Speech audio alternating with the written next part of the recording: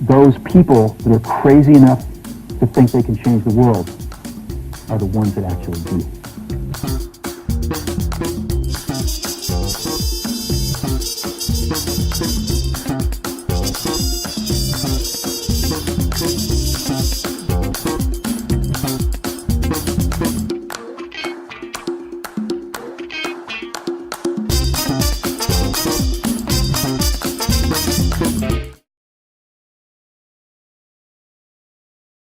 My name is Kat and I work at Hubspot. I'm a senior marketing manager there, and I've been working at Hubspot for almost a year to the day, actually.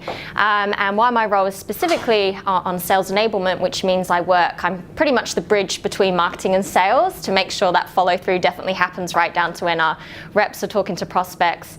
I do talk to quite a few companies about kind of inbound marketing 101. And it's something that's definitely not new to us at HubSpot. HubSpot's been founded for about 10 years now. We're an all-in-one marketing and sales software solution. But the newer markets that we're moving into, it's definitely getting traction. I think some people are still a little bit like, how does digital marketing fit in with inbound, and what exactly does inbound mean? So I really enjoy talking about inbound marketing, especially to communities such as yourself. I find that with anybody starting out with marketing or starting out with a new business, we get a really good reaction from startups and communities such as yourself around inbound, because it's definitely a methodology where it's not the case of who has the biggest budget, which is why I think it's so appealing to many people. It really is something that comes down to a bit of thought and a little bit of time that goes into the marketing that you're actually producing. So definitely with very little budget, you can have huge results to inbound, and that's why I think we get such a good reception from communities such as yourselves. So without further ado, let's get into it. If you do see anything that you like here today, I will step out of the way. Please follow me on Twitter, ask me any questions at the end of this, but also let's continue the conversation outside of this room. I'd really love to hear your thoughts or questions at the end. So just hashtag #Warboys there. Sorry, my Twitter handle. So inbound marketing, if you ever come across the HubSpot blog or any of our resources, you'll see that it's the term that really has made us, and we talk about it a lot. And what is it? Why are we so passionate about it? And to really understand what inbound is, I find it's helpful to take a look at where inbound came from. And inbound was really born out of this concept of outbound marketing. And when we think about outbound marketing, we're really thinking about that era of old school traditional marketing, where possibly not in your current occupations, but maybe in a previous life, a previous organization, you were working with big advertising agencies that were just kind of sucking your budget dry, in all honesty. And let's face it, really struggling to prove the ROI on any of that spend. As a consumer, we can all think of outbound as this time when you were bombarded by those advertisements. And this image might be a little bit extreme, but it's actually not too far off the truth. I forget the statistic that came out where I think it was about 2,000 advertisements we're exposed to every day. That's huge. So you can think of it as the era where you're bombarded by all these advertisements, all these brands, and you have no way of turning off that noise, right? You can't block out the things that you wanted to not hear from. Today's scenario couldn't really be much further from that picture. As consumers, we have a ton more control over what we engage with. So we're opting into the things we really love, and we're opting out to those that we don't. We are very intentional about who we choose to engage with online, on social media, whether that's an influencer, whether that is directly with the brand itself. So a completely different scenario that we find ourselves in. And in addition to that, we actually have a ton more resources at our disposal. So when you're looking into a product or a service that you want to buy, you've probably done about 2/3 of your research before you even talk to a representative from that company. So you've pretty much already made up your mind. You've done a ton of investigation, you've looked at reviews, you've read about them and their competitors, and you've made up your mind how you already feel about that product or service. So you're actually engaging with a sales representative a lot later in the cycle than in previous years. So what does that mean for marketers today? Well, really, when our founders, Brian and Damesh, sat down 10 years ago and ultimately came up with HubSpot, they realized it meant that the old playbook, that old outbound playbook, is broken. And we know it's broken because of, click too far.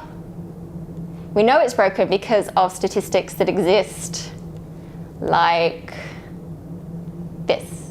So 83% of us are skipping TV advertisements, 49, oh, I'm too aggressive with my clicker, 49% are on the do not call list, and I think about 90% unsubscribe from emails, which is huge, right? We're actively taking steps to shut out the noise that we don't want to hear.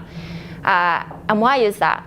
I really think Seth Godin describes why that happened best, and he describes outbound marketing as interrupting, right? It wasn't adding any value, it wasn't helping me, it wasn't aiding me on my research journey as I was looking into your brand or your product or your service. So it was just interrupting, it was just shouting out for attention as well as all the other brands out there. And you get to that point where all those brands just become background noise and you're not really paying attention, they don't cut through anymore. And that's a kind of troublesome state for marketers to be in. And if Seth Godin says it's true, then it must be, because he's been saying it since 1998. So what do we do about that? And the alternative that we encourage people at HubSpot to think about is, instead of interrupting people with this old school playbook, we actually start to attract them instead.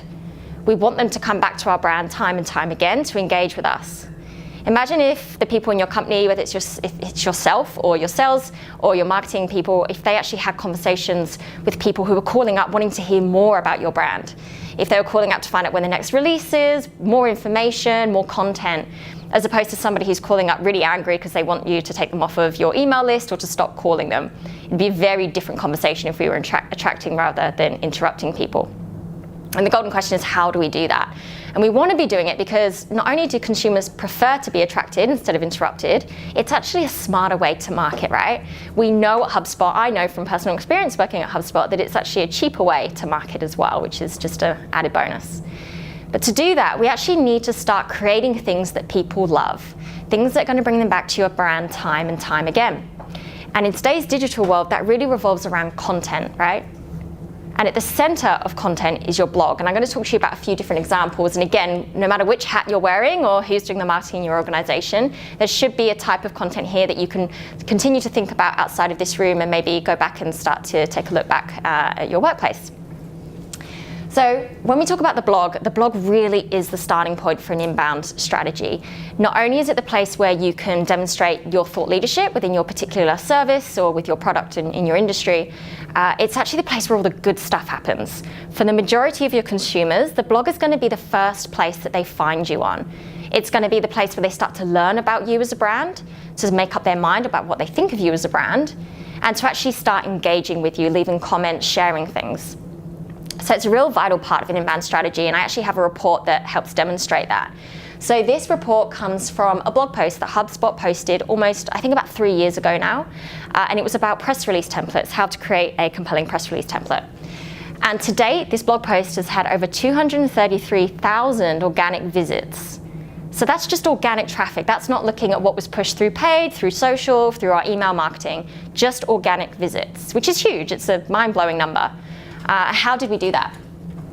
We did that because when people were searching for that specific thing, press release templates, HubSpot were there, number one on Google search results with the answer. So people are looking for that resource, and HubSpot is there to give it to them. We answer that question. And this is still generating 12,000 visits a month. And if you search for it, we're still on number one organic results on Google, which is crazy, 3 years later. And the point here is that we created a piece of evergreen content. 3 years later, it is still bringing us traffic, leads, and customers. And at what cost? Basically a couple of hours of a content marketer's time to put that post together. So it's lasting, and it's bringing us back compounding benefits over time. So the blog is extremely essential, in short, on that point. When you've got your blog going and you've kind of got a good few articles coming out on a regular cadence, you then want to start looking at enriching that content with different types of media. So this includes videos, photos, infographics, podcasts. And the best thing about these types of content is they're very shareable, right? Everybody loves to be tagged in a video or sent a photo or a funny article or something. So they're much more shareable, and you start to extend the reach of the content that you're creating. The next step after we created these different types of media is actually starting to fill out the middle of our funnel. Now at HubSpot, we talk a lot about tofu, mofu, bofu, which stands for your top of the funnel, your middle of the funnel, and the bottom. So top is all about getting that traffic to your site with your blog, with your shareable content. The middle of the funnel is when you start to convert that traffic into people in your database, people that you can start communicating to and having a relationship with, communicating to them more of your content, more of your products and service offerings. So resources like presentations and ebooks are a great way to do this, because while an article can be very informative, it's unlikely to get me to give you information about myself. I'm unlikely to part with my email address, any other information about myself for an article. And that's because in today's age, we just expect articles for free, right? We don't expect to have to give anything up to read a simple article. An ebook, on the other hand, that goes into that topic, that whatever that article covered in much more depth, maybe a 50-page ebook with takeaway, actionable tips and tricks to take away, is far more compelling for me to give over my email address for and allow you to continue to communicate with me. So with these types of content pieces that do take a little bit more work than just an article, a few more hours, we can start to build out the middle of our funnel. We're taking that traffic and we're converting them to names in our database. The next one is an area that we're really excited by at HubSpot. It's softwares, tools, and apps. We don't see many companies doing it, so there's like huge room for competitor advantage here for sure. But it is trickier. It does take more time. So I will say that if you haven't nailed these other elements, your blog and different forms of content like videos and podcasts, you probably don't want to worry about this stage too much. But we do think it's interesting, and I've got a couple of examples to share with you today. So shameless plug, the first one is a HubSpot example. So if you're not aware, that HubSpot is an all-in-one marketing and sales software solution. And a few years ago, when HubSpot was talking to some of its customers, they realized pretty quickly that when we're talking about, creating content and putting your brand out there through inbound marketing, a lot of marketers were kind of stuck because they didn't really know how well their website was performing. So this put them in a bit of a conundrum. Do I start creating content, or do I actually need to be optimizing my site so that I'm found first? I can create all of this content, but if I'm not going to be found, it's going to go to waste. So HubSpot decided to create a tool that answers that question directly. And that question is, how good is my website? Do I need to focus on optimizing it, or can I move forward with all this content? So we created this tool, and I actually want you all to try it now because I think it's something very quick and easy to do. So I actually want you to get your phones out, or if you're at your computers, that's great too. And I want you to open up your browser and go to website.grader.com. I know Richard probably didn't tell you you'd have to do something during this presentation, so sorry. It's an entirely misleading talk. Yeah. It's an interactive seminar. It's a great moment for me to pause and. So when you're there, website.grader.com, on whatever device, you should see, first of all, this screen, and that's going to say how strong is your website. You need to put in the domain of your website and an email address. So in the example we have here, our one is obviously hubspot.com, and the email address is actually our role marketing director's email address. And once you've put that in, it's going to scan your website and it's going to spit out a grade from 0 to 100. 100 being awesome job, 0 being are you even online, do you even exist? Has everyone gotten there yet? You're not obliged to share it. No, we actually did have a slide that was like, now tweet it. We're like, no. No shaming here. I would love to hear if you got a really good score, you don't have to tell me specifically. 90 would be pretty damn good, but let's do 100 would be amazing. That's pretty good. 70 or above, anyone? 79, yeah. 79, that's pretty standard. 70. 70, I feel like that's maybe one of our highest ones. 74, yeah. Cool, still scanning. Yeah. You must have a big site. Yeah, we have a lot of shit. Yeah. We'll share Aeona because there's no hiding here. It's 45, so we are on that. Let's just make that official. I got a few tips for you now, Richard. But, yeah. Well, I think the best score was 74? Or did I hear that wrong? 79. 79, that's right. We will get an inbound marketing book to you for having the best score. How about that? That was great. Cool. So all fun and games aside, what is this tool actually doing or telling you? Well, it's grading your site based on 4 different key areas. And I'll just talk to a couple of them very quickly. The first one is performance. Have you ever been reading something on Facebook, you've clicked to go through, and the site, you just see a white page for about 5 seconds. we are an impatient generation. We will not stick around. We will leave and completely forget about it. So performance really looks at how many calls your site is making to display that content. It has a lot to do with making sure that the images you've uploaded are actually optimized. They're not too big a file size, many of these things. Make sure that your site is loading quickly, because if people get there and they can't see what they want, they will leave. So page performance is one thing that the tool is grading you on. The second one is mobile. It is unacceptable in this day and age to not have a mobile responsive site. Your consumers, they're on the go, they're using different devices. You need to be where they are. You need to meet them wherever they're checking you out online. So make sure that it's responsive. The next one is SEO. Oh, messed it up again. So SEO is really here. It's scanning your site to make sure you've got some best practices in place, so that you've got meta descriptions, meta titles. There's a site map nicely organized behind your website, actually checking everything in place. And that's actually going to help you get found online. So again, no good creating content if your site isn't optimized to be found by Google for certain keywords. The last one, definitely not my area of expertise, but hopefully you have an IT person that can talk to you about making sure that your site is secure with an SSL certificate. Yeah, so that's that tool. Hopefully you got some insight out of that, and maybe some first steps to go back and work on with your site before you start even thinking about producing the content. So that was an example of a B2B tool. There are definitely a number of cases where this tactic, a type of tool or system that's adding value to somebody, that work really well in the B2C space.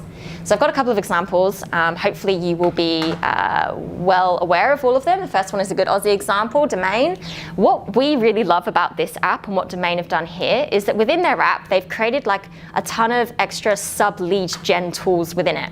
And one example is this one that they've got called the Home Price Guide. Pretty self-explanatory. If you are on the property market and you're looking for your next home and you actually put in a postcode or the address of the property, it's going to give you a ton of information about that property. All the good stuff, how many bedrooms, bathrooms, if it has a pool, ocean views, all that stuff. It's also going to tell you what the estimated price of that property is currently worth, as well as prices that it was previously sold at. So if you're in the market, this is very helpful information for you. It's also a really fun way to just stalk friends and family who recently bought and see how much they paid. Which is instantly filled by regret when you realize you will never be able to afford anything in Sydney, so don't do it, it's not worth it. But what is actually happening behind the scenes with this app, once they get your information, once they understand what you're interested in, is they use that to continue to communicate with you in a way that is really helpful and really relevant. So now the emails that I get from Domain are always helpful when I always open them, because I know they're only going to show me the properties that were within that postcode area that I looked at and within that realistic price range that I was looking at. And also the other information I gave them, like how many bedrooms I was interested in. So they're only going to send me properties that match that criteria based on what I was browsing in their app. So super helpful and continuing on that relationship. And that's what we really love about this feature.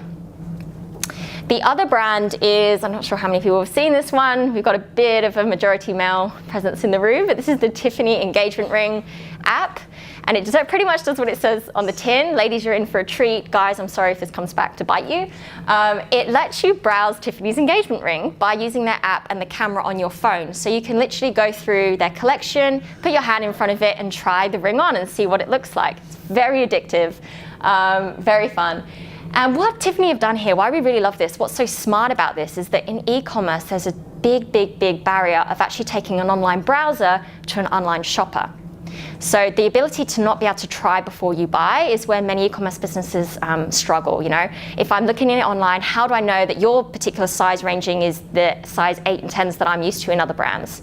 How do I know that once it does fit me and I try it on, I'm actually going to like it, that it's going to go with my shoes or my complexion or whatever it may be? So it's a big barrier between retail e-commerce businesses in getting you to buy online. So Tiffany have been very smart here, and they've literally taken away that barrier. They are enabling me to try before I buy. And again, if we take a look at what's actually going on behind the scenes, they're taking that browsing data and they're communicating to me in a really effective way afterwards. They're sending me the emails with the photos that I was taking on the app, just to remind me of how great that ring looked. And also inviting me to my local store, which they know again because of my browsing activity, and asking me in for an appointment to speak to one of their specialists and to see the ring for real. And the other feature that I particularly loved was to drop a hint. So I found the ring you like, drop a hint to somebody and send it on. And look, what can I say? Like, it actually works. Like, it works. Take a leap out of Tiffany's book. But no more cringy engagement stories, I promise. The point of this is that by creating things that people love, they're going to go back time and time and time again. And when they come back, that gives you more of what you love, which is traffic, it's leads, it's customers, right? So we find this form of marketing extremely effective. And this graph just kind of shows that over time, this benefit just gets more. So the more content we create, the benefits continue to compound over the amount of leads and traffics that we get. So it's just showing the total blog posts and the amount of leads. You can see after about 51, it starts to grow quite exponentially. So it's definitely something that gains traction over time. And the effort remains the same, is the key point here. You know, that article 3 years ago, couple of hours of somebody's time, and we're still getting 12,000 monthly searches on it. With that, it's now 3 years old. Mm-hmm. I know when I search for things and I look for advice on places to go for breakfast or latest tech, if I see something that's 3 years old, I would prefer something that's more recent.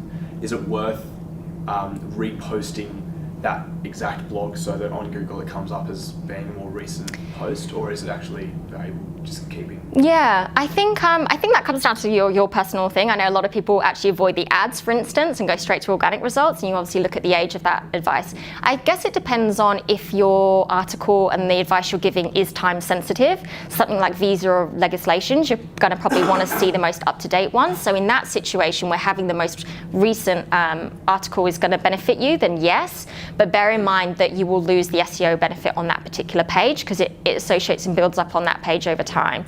So what we've done is that because it's not time sensitive necessarily, and we might update that post. So if something new comes out, or if we find something that has changed the way we want that press template to be, we can update it, but on the same page. And the point is that most people just go for the number one organic post. That's what statistics tell us. They tell us they actually avoid the ads a lot and will go to the number one or two. We have this thing at Hubspot where we say page 2 of Google is where websites go to die. And it really is kind of true. If you're not on page 1, you're a little bit in trouble. But yeah, I think it would depend on how time sensitive it is important for your particular topic that you're covering. Okay, that's a quick question. Just going back to the domain thing. Yeah. One of the things said that the targeted marketing and getting results after they get your postcode and know what you're looking for. Can you give us any examples of the targeted marketing as opposed to the kind of conversion to it? We'll hold that one for now if that's all right. Do you want to log that one at the back? Yeah, just jot down definitely. any questions and then we'll go over them at the end. Otherwise, we're going to lose the flow of the presentation. Thanks. I'm good. Getting back my flow. Okay, so I'd be lying if I said it was simply this easy just to write, content and stick it out there and hope for the best. It does need to be very relevant to the buyer's journey. So what stage they're at in their research process with you. And at HubSpot, we find that there are 3 stages in the buyer's journey. The first one is awareness. So you need to be writing content that covers all 3 of these. First one is awareness. So I need to be aware that I even have a problem, a need, a want, or a desire that your product or service is going to help me with. I need to be aware that I have that. The next one is consideration. Once I'm aware, I might take a look at different options and probably have maybe 3 or 5 of those. And it's at the decision stage where I'm really narrowing them down to maybe 1 or 2, and it could be you, it could be your competitor, and I'm deciding which is going to be the best fit for me. And depending where I am at these stages, I ask different questions and I'm wanting different information. So an example of this is glasses. And I bring this up because a lot of the companies we start working with at HubSpot go straight into decision-making stage with their content. They just start talking about their product as if I already know that you exist, right? And that's fine for this stage, but there's a whole group of people at these stages that doesn't cater for. So the example I want to use is glasses. I already have glasses. I'm very aware that I'm blind. I'm aware that I need them. So when I'm looking for a new pair of glasses, my search query might be something more like this. Glasses that are going to make me look smart when I'm presenting, or glasses I should be wearing when I go out for dinner. It's very much like I already have them, but I need them for a different occasion. So when I search for that, I get this article, Mr. Specs, come up. And again, it's very on point for what I'm looking for. It's telling me about current glass trends. It's telling me what I should be wearing for casual events, what I should be wearing for more formal events, which is awesome. But what if I don't have glasses? I'm not going to be asking Google those kinds of questions. So this actually happened about a year ago. I didn't have glasses and I wasn't aware that I needed them. So my search journey is a bit different. I was basically looking for, why do I keep getting headaches at work? And again, I put that in, and Mr. Specs, who are clearly killing it in this space, come up with this article full of helpful tips. They're suggesting that I take a look at the lights in our building and speak to our facilities manager about the lighting, that I put a filter over my screen, a couple of different tactics that I can use. And then they also start to talk about, well, maybe you need an eye test. A lot of people that need glasses often start out by getting headaches. And at the bottom of the article, they have a very specific, very relevant call to action for me, and that's to go in store and get an eye test, a free one. I'm like, okay, cool, it's worth a shot. I hadn't thought about that. And of course, I went and had an eye test, and then got glasses, and they built such a relationship with me throughout that whole process that it was just an obvious choice that I would go with them afterwards. So that's a very expedited journey through that funnel, but hopefully it gives you this story of what the kind of questions are they asking before they're even aware that maybe you're a solution for them. Then they need the kind of research that's going to help them decide. And then finally, the more sort of detailed information about your pricing and all those kind of things. So that's kind of how we like to talk about inbound marketing. If you want to go away and talk about this to your other colleagues, you might need a bit of a more punchy way of describing inbound marketing, and something that possibly I could have started with and saved this whole presentation is this analogy of property, right? So can I get a show of hands if you're currently renting your home right now? I definitely am. Yeah, most of us.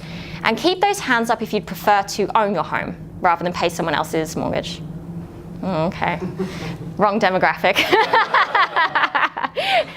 No, so for most people, they would prefer to own their own home rather than paying somebody's mortgage off, right? For the obvious benefits of that being money in your pocket at the end of the day. That's kind of the same with inbound marketing. Rather than renting space, which could be Facebook advertisements, it could be Google AdWords, you want to own your content. You want to spend 3 hours on an article that 3 years later is still going to give you the benefits of those traffics and leads, owned content versus renting the content.